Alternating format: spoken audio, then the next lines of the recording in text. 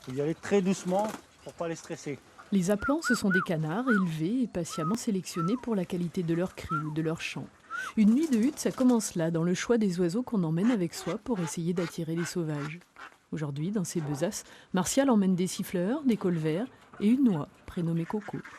Une oie rieuse. Cloc, cloc, cloc. Cloc, cloc, cloc. J'aime bien avoir une oie. J'ai toujours une oie, même étant petit. J'en ai élevé une. Elle me suivait comme un chien. Direction la hutte en baie de Somme Sud, entre Capornu et Le Hourdel.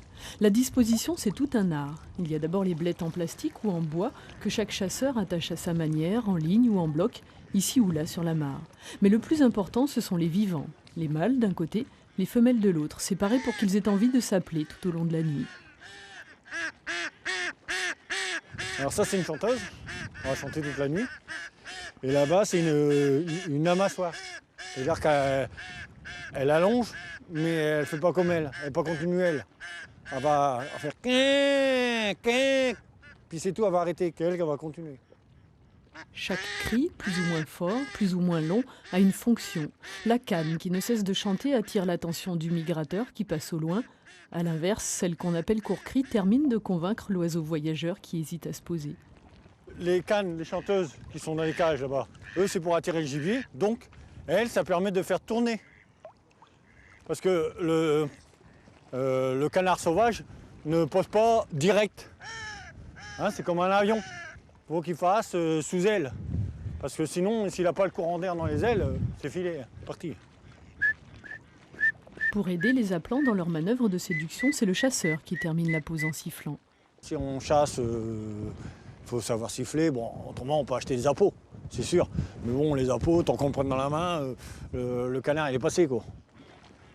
Et c'est parti pour une nuit de veille. S'il s'assoupit, Martial sait qu'il peut compter sur Coco et les autres pour l'alerter de l'arrivée du migrateur. Une nuit de lourde pluie et de vent fort. Cette année, les grands passages ont été rares. Qu'importe la bredouille, le plaisir de profiter des premières lueurs du jour au grand air n'est jamais boudé. Une fois le soleil levé, les huttiers sortent de leur cachette. Martial rassemble ses appelants. Comme la nuit, ils ont chanté sans arrêt, faut qu'elle boive un peu pour éviter qu'elle casse sa voix. Parce que si elle casse sa voix, bon, bah, une chanteuse qui...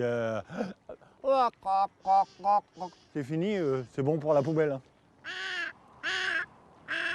Cette nuit-là, l'occupant de la mare voisine a été plus chanceux.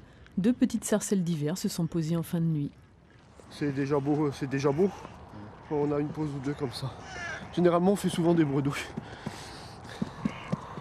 Donc 2 petites sarcelles alors. Voilà. Voilà, bah on est heureux comme ça. Hein, Vous allez faire cuire avec de l'orange. ouais. Avec des navets. Allez, bonne journée!